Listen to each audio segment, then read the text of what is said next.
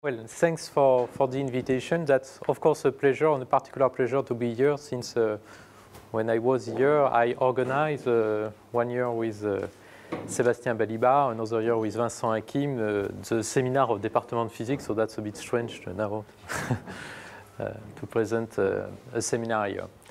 So the subject I would like to address today, it's a subject that started with an experiment we did actually in this building.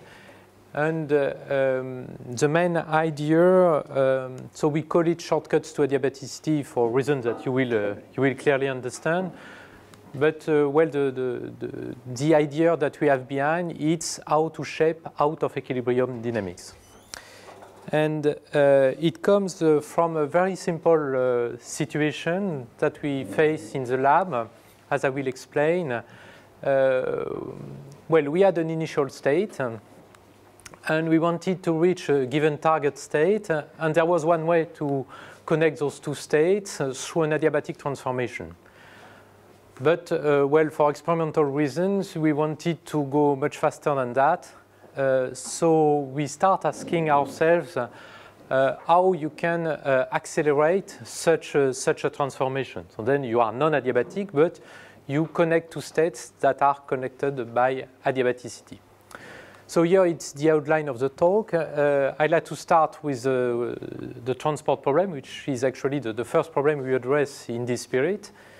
And then taking this as an example, I'd like to introduce two general theoretical frameworks to address similar questions in quantum physics. And then I will apply it for the manipulation of internal and external states. And an interesting extension comes when we have transposed those ideas to statistical physics. So then what we will connect, it's now a thermal state or stationary state. I mean, it is this kind of question that we would like to address in statistical physics. And well, then I will conclude and show you application in other fields, namely optics. So let me start with this simple idea. So this is an example of transport, controlled transport of a tray, you know. So you have to be sufficiently smart in such a way to avoid to spill the liquid that you have in your bottle. And this is this kind of things that we would like to do also in a very controlled manner. So it came in the lab through a very simple experiment. The experiment is summarized here. You have the setup, so a very powerful laser. Laser has been mentioned. You have here a lens, and this laser is focused. It plays the role of an optical tweezers for cold atoms that were here at the focus. They are trapped at the focus. And what did we want to do at that time? It was to move these on a macroscopic distance. But we had to face a problem is that the confinement along the longitudinal axis is actually very small. And this means that the typical time, if you wanted to do that adiabatically, would have been extremely long and too long with respect to the quality of the vacuum and, well, other technical problems that we could have on the experiment. So we wanted to do this transport on a macroscopic size, but relatively fast. So the question is, can we do it without exciting, of course, what we call the dipole mode, which would be the oscillation of this cloud in this trap. So to do it, we started with the most simple things that we could do. So we fix the transport time at a given value that corresponds to what we wanted, for instance, or the order of magnitude of what we wanted. Then we accelerate. So this is the optical tweezer velocity. So we accelerate and we decelerate. And that's this kind of experiment that we have done. So here you see the result of the experiment. So I plot here the amplitude of excitation after the transport as a function of omega tau. So omega is the angular frequency of the confining trap, and tau is the transport time. And you see the following. You see that the amplitude oscillates, and you see clear zeros. And for those zeros, what you have no amplitude of excitation, meaning that you have made an optimal transport of your packet of atoms. This was, well, the first experiment that we did in that direction. But of course, then it raised many questions. One of the questions is well, can we explain those zeros, those magic times for which you have an optimal transport? Or can we find, in a more general manner, for a given time, an optimal strategy in order to transport those atoms? And if you look precisely this kind of very simple problem, then you end up with a conclusion that there are two strategies. Either you use what we call a compensating force, either you shape here the velocity that you want to use to accelerate your trap.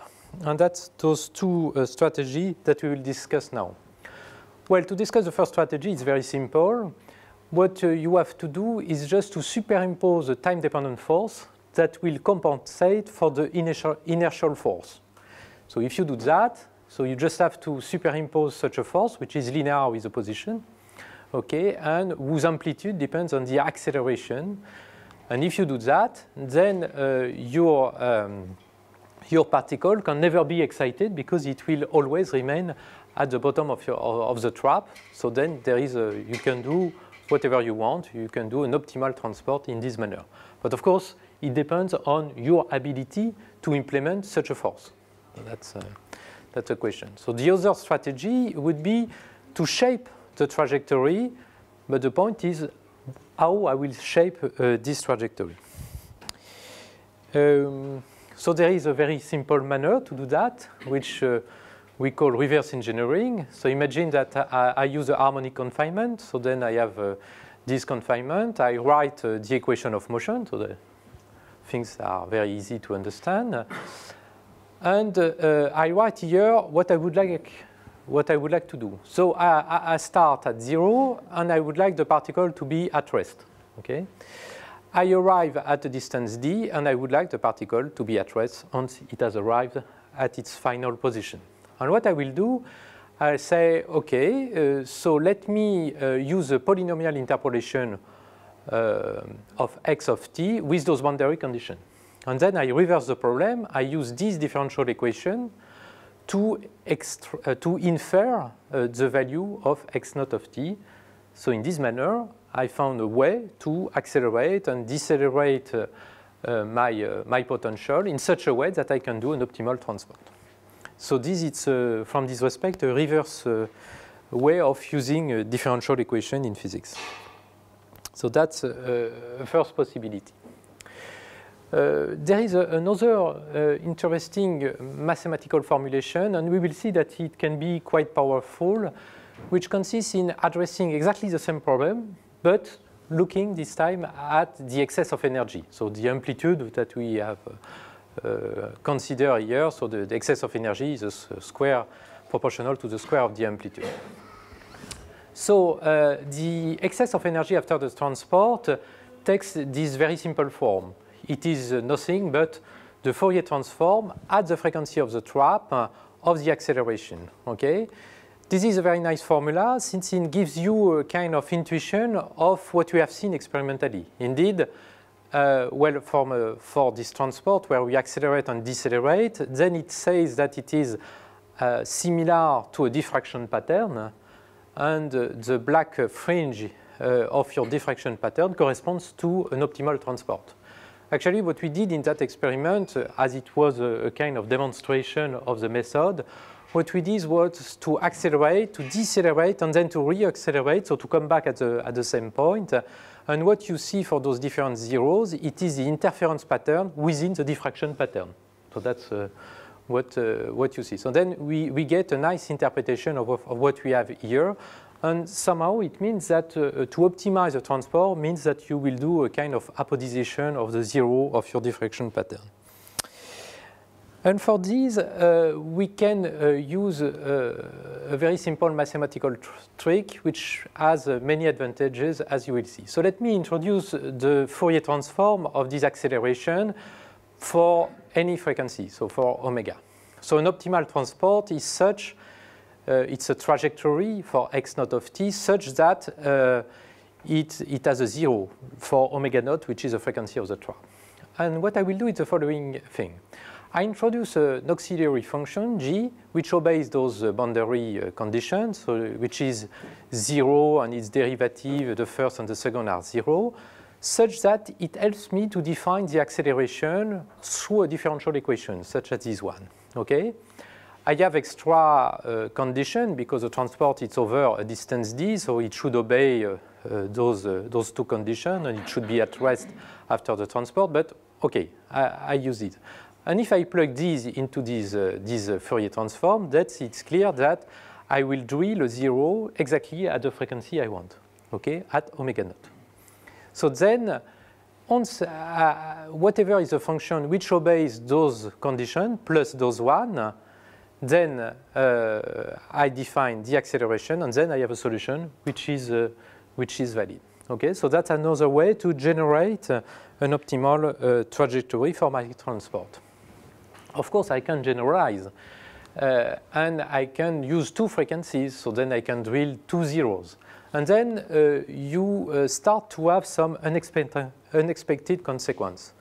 The meaning of this is that if you take your optical tweezers, you take two atoms that are different, okay? So they will experience the optical tweezers with different angular frequency, with different confinement.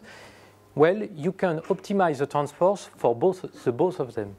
So the two spaces that are different, okay? And this was unexpected. I mean, if you have asked me, is it possible to transport two particles that experience different angular frequency in an optimal manner, I would not have been sure that a solution would exist, but here you get it for free. And this is actually what we can use, this property, to increase the robustness. And here it's another message of this kind of technique, is that, well, there are many trajectories to solve the kind of problem we are looking at, but we can ask for more to, for instance, improve the robustness of the transport. So let me give you an example. Now that you have understood that I can shape the trajectory by shaping the Fourier transform, so I can choose an index 1 or 2 or 3, and what I will do is that for the excess of energy, I transform, well, this 0 is flatter, well, it's more and more flat at the vicinity of this 0. That's what you see here. So for instance, for n equal 1, if you make an error of 10 to the minus 4 on the frequency, then you may have a problem. For n equal 2, you can afford 10 to the minus 3. For n equal 3, you can afford 10 to the minus 1, as you see here. And what it gives you, it's here the trajectory. And you see that, for instance, for n equals 3, it gives you a trajectory which is not that intuitive. It means that to go from there to there, what you should do is this kind of motion to be extremely robust. So that's an example of the kind of thing you can have. These kind of problems that on which we are working are important for other communities, in particular for transport of ions. You know that ions are a very nice platform for quantum information. You can untangle them, but if you want to go further, to do more calculation, then you need the possibility to transport them as fast as possible.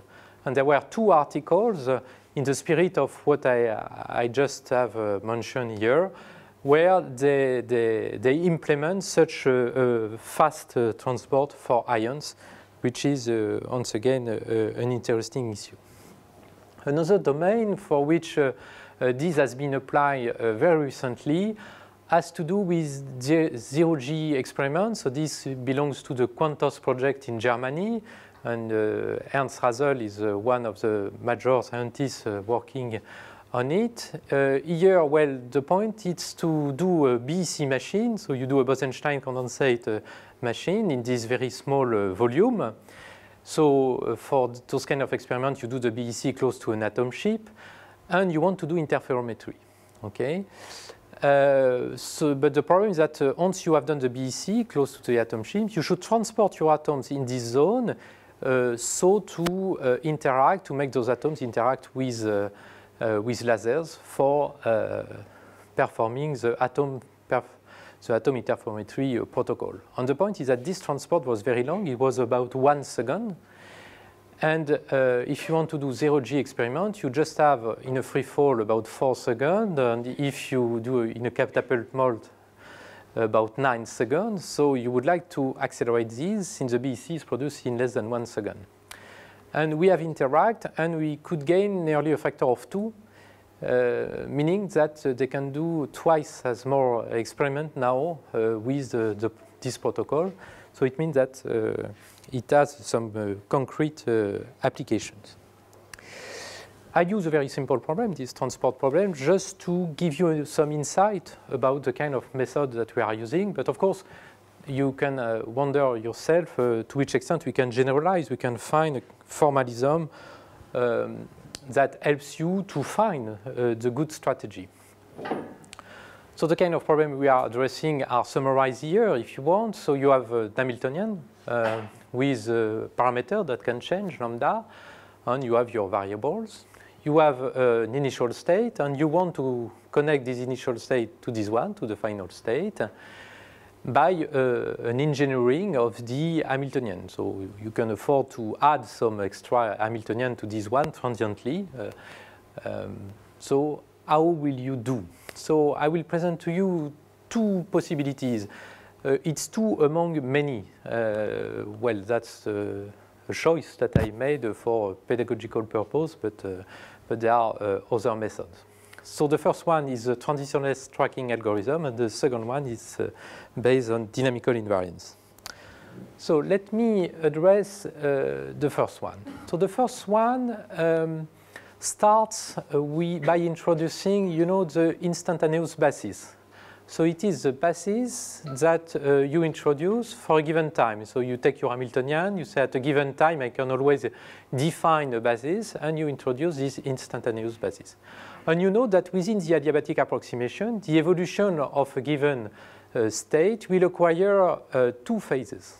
So the dynamical phase, which is the one we all know, plus, you know, the second term, which is a geometric phase. And the question that was raised independently by Stuart Rice and Michael Berry was the following. So is there an Hamiltonian for which this state is actually the exact state, eigenstate? And the answer is yes. So they found it in an independent manner with different approach. And the fact that you have an answer means the following. It means that, well, what you have to do is to superimpose to your original Hamiltonian another Hamiltonian, which means in practice other forces, other magnetic field, etc. And here it is the explicit expression of this other Hamiltonian. So you clearly see that, well, to get it, what you need is to know the full spectrum, which is not always very convenient, and not always the case, of course. And it is even worse than that. It is non-locals to some extent. So it appears a bit difficult, but we'll see some application. But the result, which is quite impressive, is that if now you use this Hamiltonian, this can drive the system along the adiabatic path of the original Hamiltonian, but then it does not depend on time because it compensates at every time the tendency for the state to not be adiabatic. So you can apply it for short time duration. So let's apply it to our initial problem. So the transport of with an harmonic oscillator. So we know everything for the harmonic oscillator, and if you apply it, then you end up with this Hamiltonian.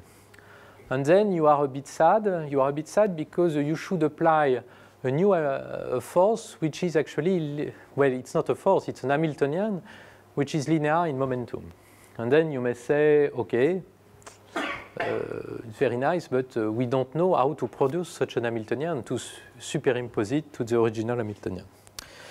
But the situation is not that dramatic since you can reformulate it through a unitary transformation. I don't go into the detail of the constraint on the unitary transformation.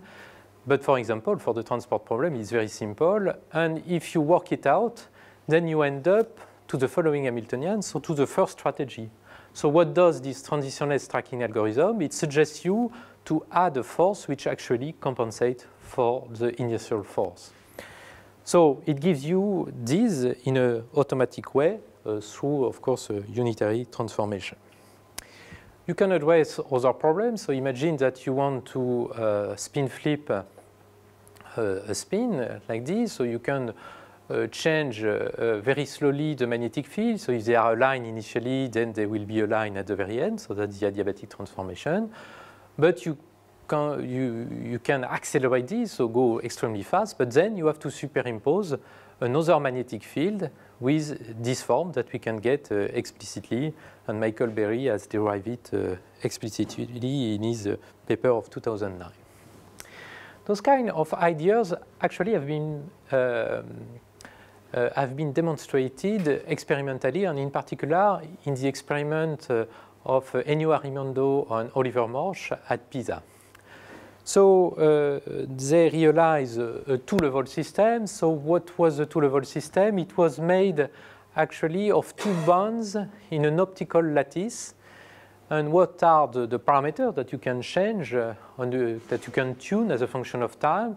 It is the amplitude of this optical lattice. So you can move it like this. The amplitude is like this. And the phase, so it means that you can move it in that direction. They look an avoided crossing, and it's a very well-known problem in quantum mechanics. So you know that if you cross these at a constant velocity, then you have a probability to populate the excited the other bands, which is given by the Landau-Zener probability. Okay, so now you can apply the algorithm that I just gave.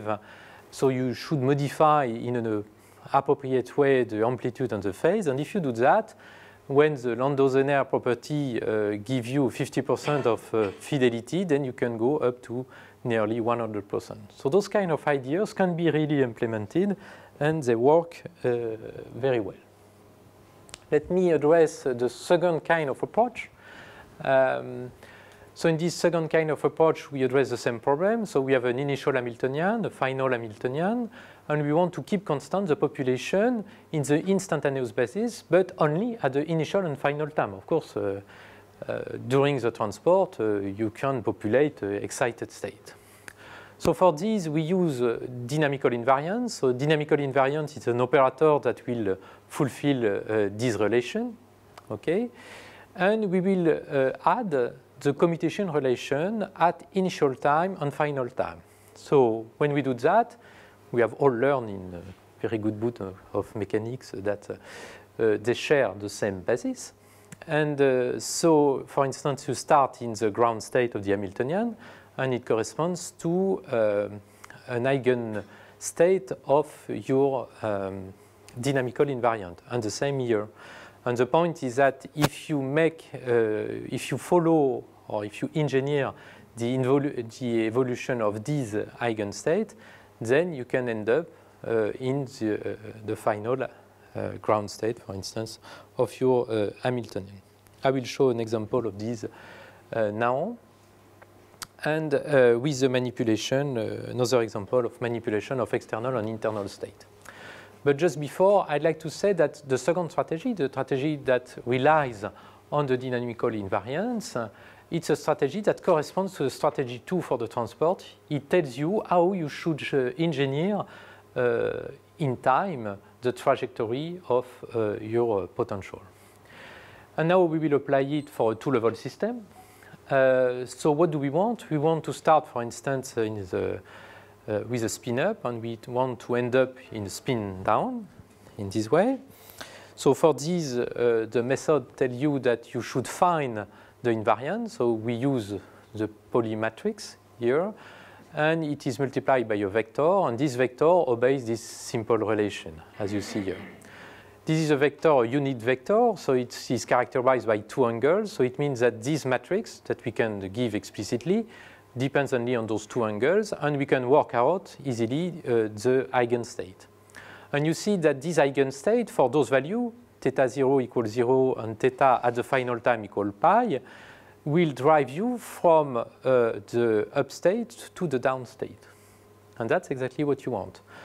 You should be careful, of course, to fulfill the commutation relation at the beginning and at the end, so to share the same basis. And if you do it, then you can interpolate. Any function that goes from here with those conditions, from here with those boundary conditions, it's a valid solution of your problem. then you have to use this relation to infer the value of the magnetic field. And in this manner, you can know how you can drive here your magnetic field to go in an arbitrary short amount of time from the initial state to the final state. Of course, we can address problems that are a bit more complex. We can look what happens if we have two interacting spins with isotropic interaction or anisotropic interaction. And then the question we wonder is the following one. How can you reverse both of them? Or how should you shape your magnetic field in such a way to end up in the untangled state? So that's the kind of question we can address. We can compare the methods. Imagine that you are in the following situation. You want to address a two-level system, but there is a dispersion of the coupling strength to the magnetic field. So you optimize your protocol, for instance, for the mean value, gamma naught, and you see how it is robust if it is not equal to gamma naught, but actually to another value. Here we compare the fidelity when we spin flip the spin for three protocols. So here it's what we call RAP protocol, which is a rapid adiabatic passage protocol, which is commonly used. So it gives you the green curve for the fidelity. Here it's a transitionless tracking algorithm, which is a bit better. And here it's the robustness of the dynamical invariant method, which is extremely robust in that case. It does not mean that in any case it is the best solution. It means that for this particular problem, it provides the best solution for robustness. So let me now present a few other examples of manipulation, but now for external state. So one question that you may wonder, it's about the use of reverse engineering. I use reverse engineering on a very simple differential equation for the equation of motion. But you could say, OK, but then let me use reverse engineering now on Schrödinger equation. That's quite a natural question. So then your problem is the following. You start with an initial wave function. You want to reach this final wave function. So, well, it does not seem so difficult. You just have to write the potential in that manner. And then, of course, you want to interpolate. So it is quite this problem is quite interesting because actually we can really work on this form, but you immediately understand that if you have some zero of the psi function, that you may face some divergences. But I would like to discuss precisely this problem. So let's imagine that well, I separate the modulus on the phase, and I interpolate, for instance, the modulus between the two values that I want. Well, what you can show, what you can demonstrate, is that you get an explicit form, well, explicit, of the potential that you should apply to connect those two states, and you can work it out in different situations. So let me consider, as a first example, the situation for which you start with a Gaussian. That's what is represented here. And you want to split this Gaussian in in a function with 5 peaks, like this one, in 5 Gaussians. Okay? So that's what you want to do. So what tells you the reverse engineering of a Schrödinger equation? Well, it says this Gaussian corresponds to a harmonic potential. Okay, so that really makes sense. And it tells you how you should modify it as a function of time in order to create the potential that corresponds exactly to your target state. Okay? And here it's a situation where, of course, the way it will shape it in time depends on your final time, of course. But that's the kind of solution you get. Situation became a bit more scary if you start with a ground state and you want to reach the first excited state. So why it is a bit more complicated? It's because you are changing the topology of your state. Here there is no node, and that's the reason why here we have no problem. We have no node, so we can really reverse in all cases at all time. But here there is a node. So then you may wonder to which extent this method works. So here you see what happens if you plot the potential. So you start with your your harmonic potential, and you see that a divergence is coming here, which is not very nice, and then you come back to your initial potential.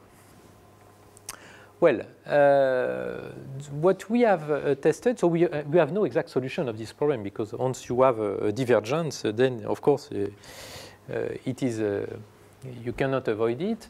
But we can have a pragmatical point of view saying, okay, we have a divergence, so we'll saturate the divergence. And we'll saturate the divergence at a value C, which is given by the number of quanta here, a given value of C, and then I will see what is the fidelity with respect to my target state. And you see, what you see here is that it converges relatively fast, and that those divergences are not that much a problem. I mean, because if you saturate them for a sufficiently high value, then you can connect the two states with a very high fidelity, and that's what you wanted to do. So even in the presence of change of topology, you have a way out to solve this problem. And there are other methods, I mean, without divergences, to connect those two kind of states. Another example of external manipulation, which is quite important in the community of cold atoms, it's the simple decompression. So you start with a packet of atoms in your harmonic trap, and then you open your harmonic trap as a function of time. So why it is important in our community? It's because you start here in the phase space with this volume, and once you are here, the point is that the volume is the same, but you have increased the size along the x-axis, but you have decreased the size along the p-axis, which means that you have decreased the velocity dispersion. And if you have decreased the velocity dispersion, it means that you can use your experiment for a longer time, and then you can increase the accuracy, for instance, of what you are doing. So for instance, in the experiment of matter wave interferometry, the Quantos experiment, they use such a scheme. And so you may wonder to which extent we can accelerate this, because of course, if you want to open it by a huge amount, and if you want to do it adiabatically, then it will take more and more time, and this may be a limit. So the naive approach to this, without a shortcut to adiabaticity technique, consists in interpolating naively, for instance, with an hyperbolic tangent, between the initial and the final value. So if you do that, you obtain the following result. So what I'm representing here, it is the radius of your cloud. So if you do it abruptly, then of course it oscillates a lot. If you take more time, if you take 5 periods, then you still have the fingerprint of oscillation. And then, of course, if you take more and more time, then the oscillation will decrease. So this is a naive approach which does not work. But if we use now our shortcut to adiabaticity techniques, then we can solve it. We can solve it for different situations of interest, including for some many-body situations. The corresponding experiments have been done in 2010, 2011, and 2015 in well, 2 different labs. In the lab of Guillaume Labeyrie at Nice, they started this approach with a gas without interaction, so a thermal gas without interaction. And you see here the difference of oscillation when they use a linear ramp between the initial and the final value, or when they use a shortcut to adiabaticity technique, which is, of course, which works here very well.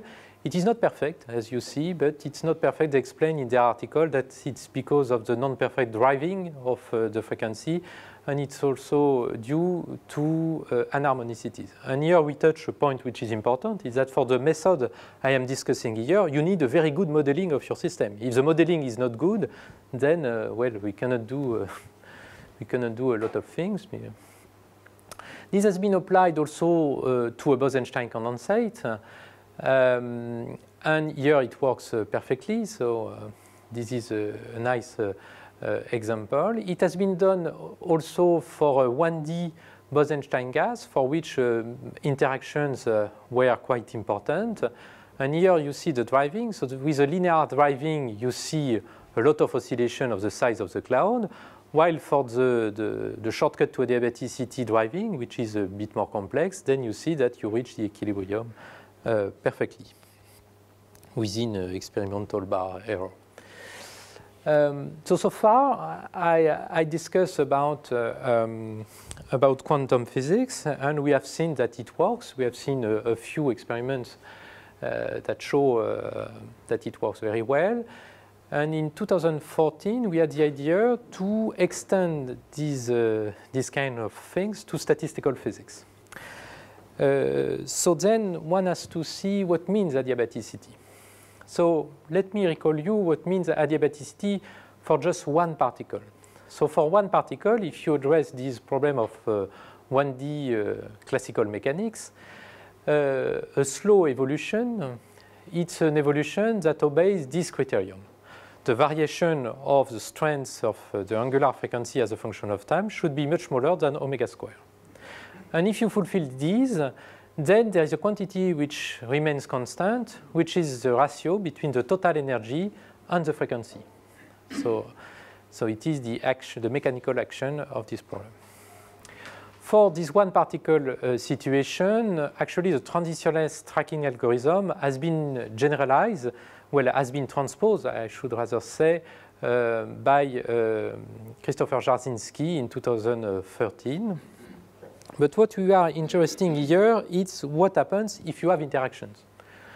If you have interactions, then you should introduce a thermodynamical adiabaticity criterion, which depends, of course, on the interaction. And then what comes here, it's a thermalization time. So now it is the new criterion that you get. So this thermalization time takes different form depending on the fact that if you are in the collisionless regime, so few collisions per period of oscillation. So gamma, it's here the collision rate. So then it scales as 1 over gamma. Or in the hydrodynamic regime, which means many collisions per period of oscillation, and then it scales as gamma over omega square.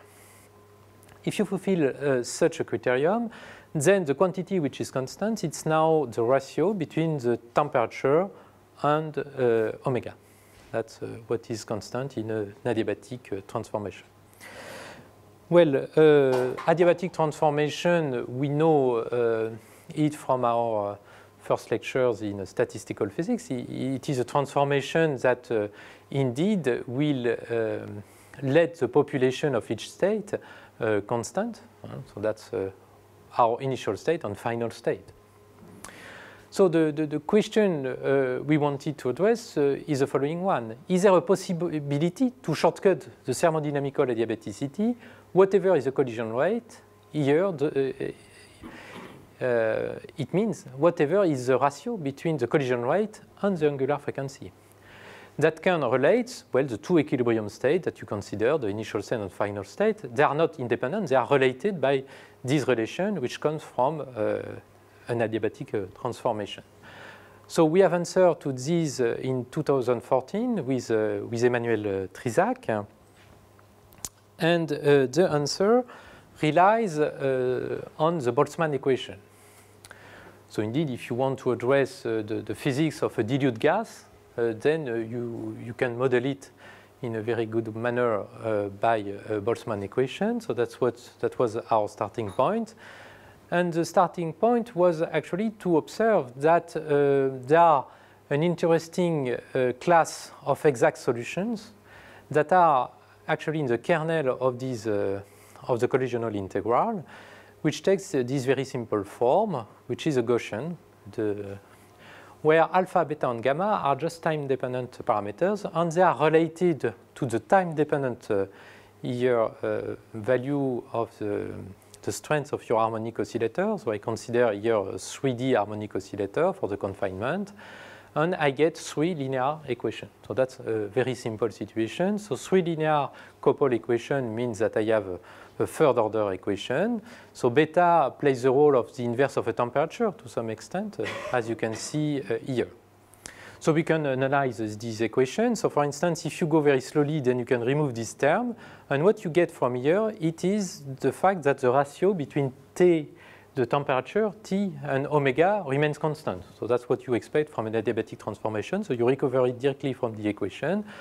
But what you can do, of course, is to shape beta according to the boundary condition to infer the value of omega square.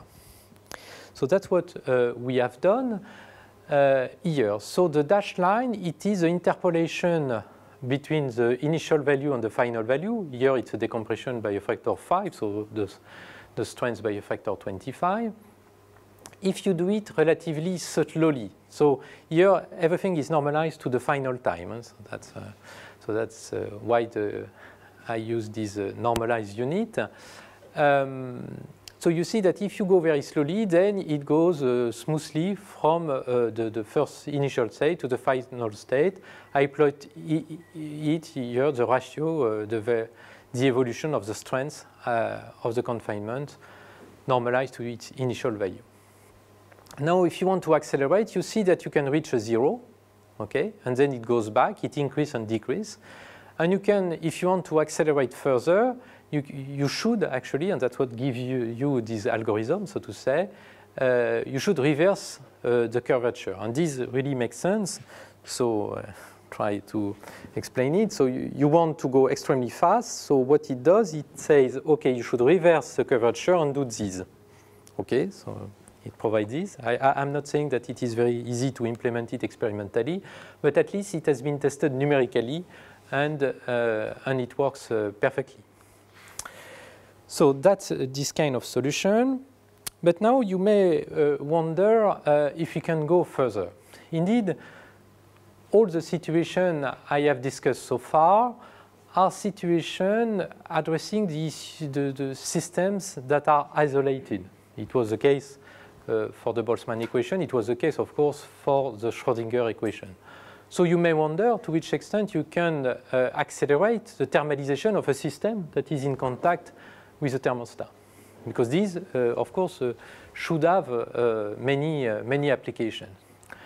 Mathematically, it means that you should transpose the kind of approach we have developed now to Fokker-Planck and to Cramer's equation.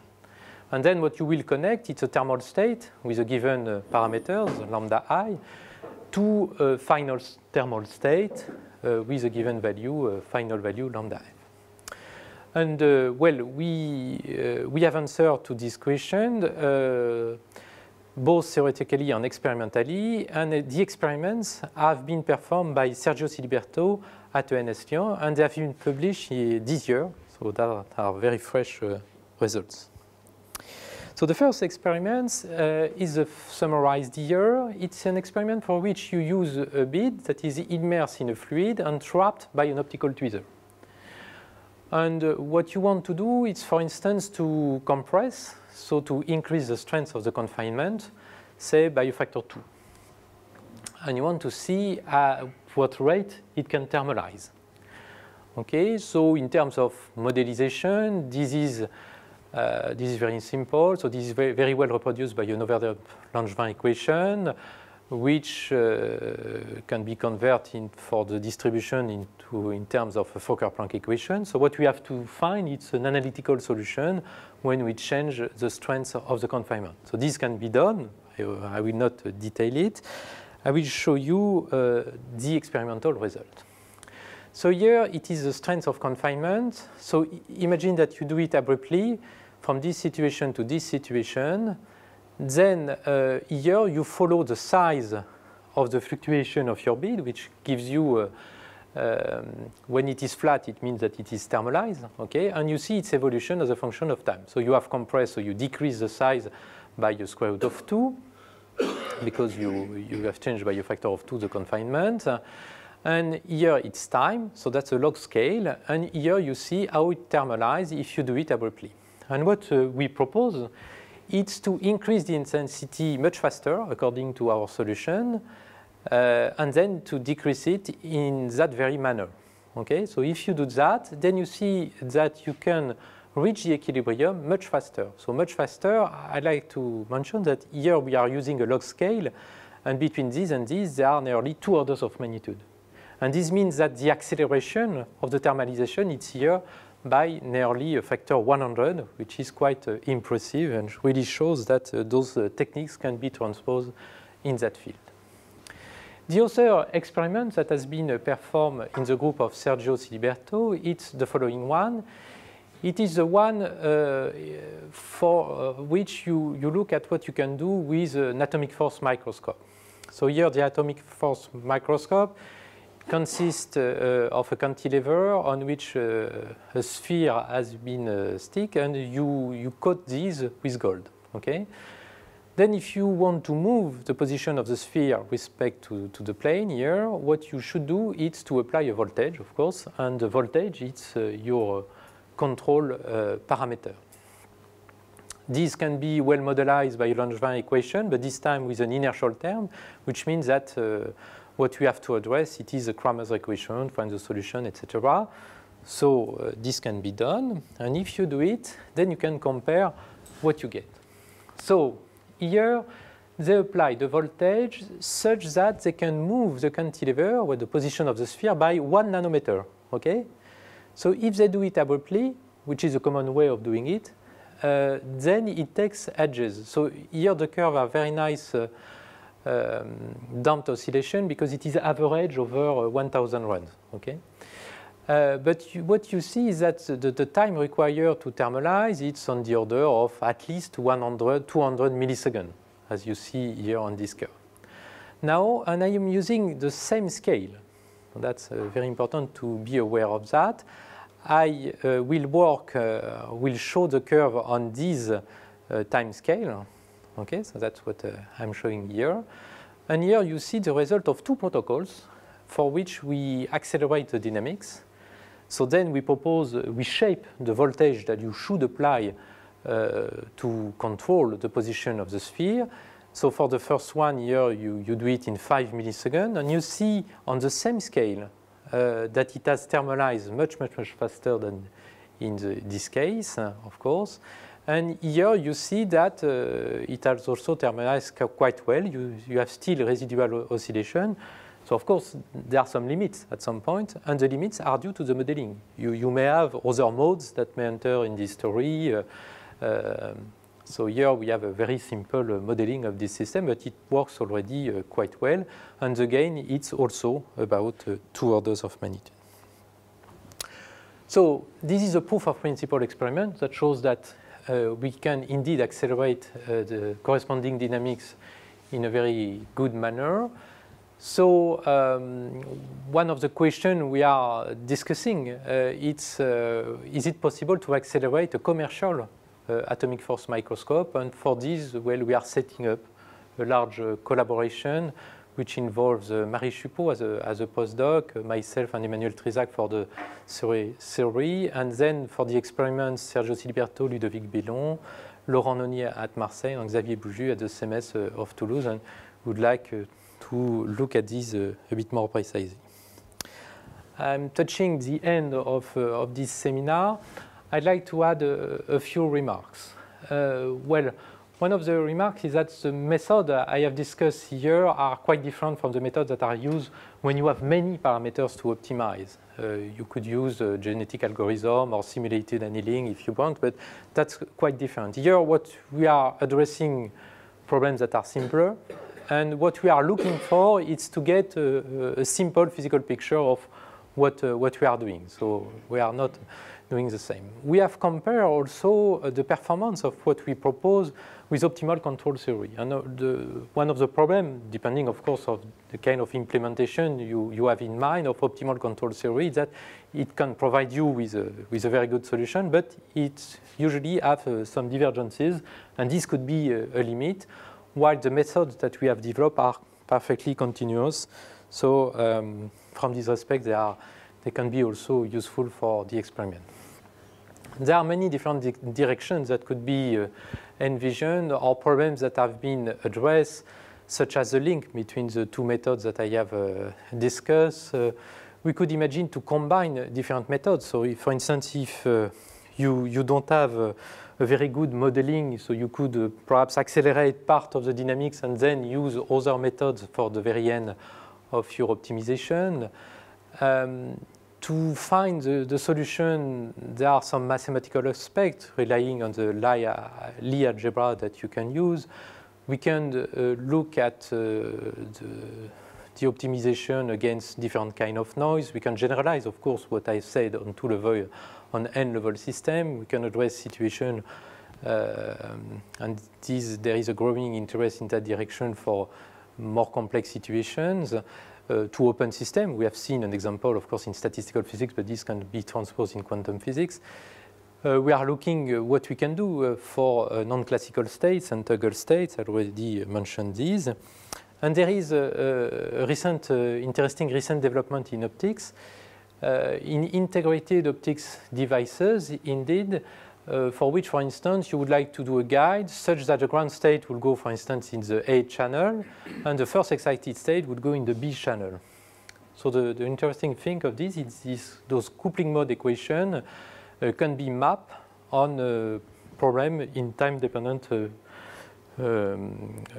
quantum, in time-dependent quantum problem with Schrödinger equation, and then we can transpose the solutions that we have found to find how you should shape your guide in order to realize such things. And there are a few examples now of such transposition in this other field. So that was my last transparent, not my last transparent, because I would like to say that I'm not doing this alone. I have a collaboration with Gonzalo Muga, who is really the driving force here for this field, for the quantum physics part, and with his former PhD or postdoc student, Xi Shen, Adolfo Del Campo, Andreas Rushov.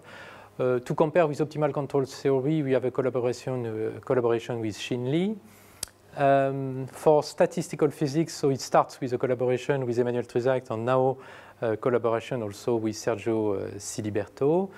And we have also a collaboration with Ernst Hazel for the implementation for their Quantos project of the optimal transport method. So I thank you for your attention.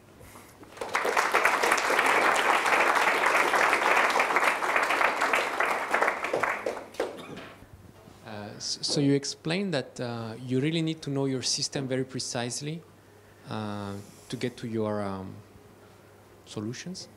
If you don't know your system precisely, what are the avenues? What do you think you can do? Well, of course, it depends on the quality of your modeling. So here, as we are using the equation of your model to invert them or to manipulate them, so we need a very good modeling. If it is not the case, so what can we do?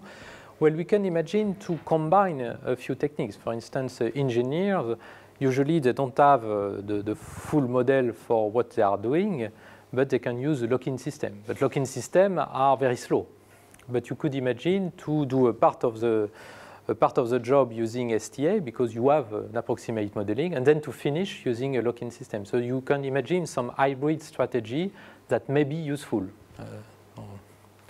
So that could be a way out somehow when it is not the case.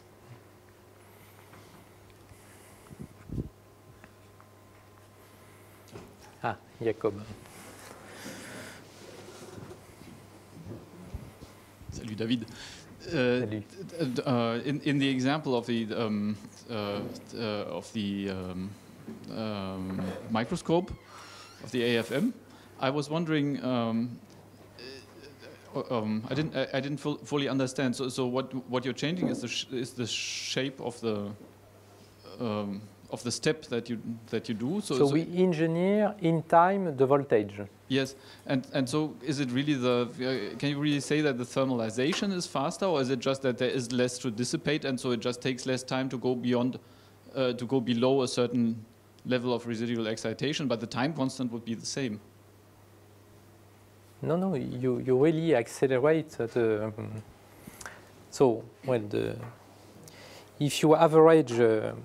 If you average many, if you average many trajectories, so you want the size to be constant, and that's indeed what you do here.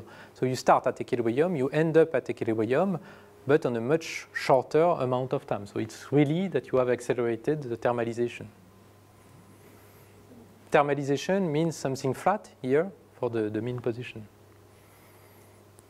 Well, it's never mathematically flat, of course. No, of course. Well, this is average. I mean, you have a fluctuation because it's in contact with the thermostat. So those are average trajectories. Yeah, developing on Jacob's questions, can you tell us what are the relative time constant in the problem? I mean, you have the collision rate, you have the speed at which you change it. What are the conditions in which your protocol works? Well, the protocol, the answer is on those curves. You see that the natural time to recover from equilibrium, it's given here, so it's something like 100 milliseconds. So that's what you get here. And here, it's the kind of protocol we are using on the order of 2 milliseconds, for instance, it's for the red one. If we wanted to go to shorter time, which maybe is your question. Yes, it's part of my question. Is it, you show 100 milliseconds, but what is it? It's residual vibrations of the tip of the AFM? Or yes, what? And it is the environment, because the pressure under which it is run. So if you increase the pressure or decrease the pressure, if you decrease the pressure, it will take more time, of course. Okay. So this time is related to the environment. So we take the environment as it is, and then we shape the protocol. And so then the second part of the question is how fast can you go, actually? Well, and the answer has to do with modeling. So if you want to go faster, then it will not work as well. And this is due to the fact that the naive modeling that we made, which was relying on a harmonic oscillator, is no more valid. So then you have to change. But if you provide me with a better modeling, then we can work again. You'll be happy to do that. But so this would be, for instance, on harmonicity of the response. Yes, exactly, or other modes that are excited, of the cantilever, etc. So I mean, it's a whole physics of this. I mean, it's a bit complicated, but in principle, we can do it. Answer: yes, we can. But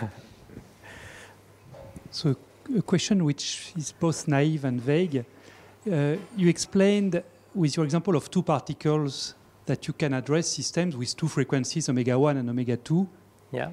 And still keep this shortcut to adiabaticity. So now if I take a system with n Bohr frequencies with n arbitrarily large, I suppose it will still be possible to find this shortcut. And is there any kind of way of understanding simply the limit n going to infinity if I take more and more frequencies? Can you build a kind of operator there that makes sense? Well, you know, Jean, if you want to motivate me really for this, should give me a good reason. Well, no. Well, if I take any quantum system, like Bose-Einstein condensate, you know, you have plenty of modes which are non-commensurate. I mean, it's not. But only then we address directly the BEC and with the modeling of the BEC. And that's a thing we did. I mean, yes. So we have proposed, and that has been used also for the transport, to transport a BEC for which it would be the case. The point would be there that you may have another modeling which takes into account this complexity, and then we would use that modeling. So that's, I mean, for this specific problem, we have the answer. But, well, otherwise, well, I really would have to look at it in detail. But, just so you say your answer for the BEC takes into account all modes, quadrupolar modes, octopolar modes. All these are frozen in the shortcut. Yes, okay. Yes. Okay. So this can be done. Yeah. This has been done. You have explained how it's possible to accelerate the system to reach the equilibrium much faster than normal. Is it possible to do the reverse, to force the system to reach the equilibrium at much longer time? Well, we were not motivated to do that. Well, there is an extreme case of what you are saying, which is adiabatic transformation. But if you go very slowly, then it works. But of course, then the title of my talk does not make sense. Yeah, I just have a small question before we finish. If you know perfectly your Hamiltonian and your dynamics, but you don't know exactly what you are doing with your driving, what happens? So meaning, could you repeat? here you compute the driving that you have to apply Yes. in order to have your fast adiabatic passage. Yeah. But if now the driving that you have, for example, in NMR, you have an unknown phase, let's say in the pulse that you apply, or something like this, what happens? Can you know the fidelity of that, or can you model that, or? Well, then the work we have to do is to exactly this kind of work we are doing to work on the fidelity. So then we should look at the problem in a specific manner to look what is the variable that you don't have under control, and to see to which extent we can put enough free parameter in our system so to minimize the sensitivity to this kind of fluctuation. But that's the typical strategy that we are already using in other fields. Okay. Is there another question? Okay, if not, let's thank again David.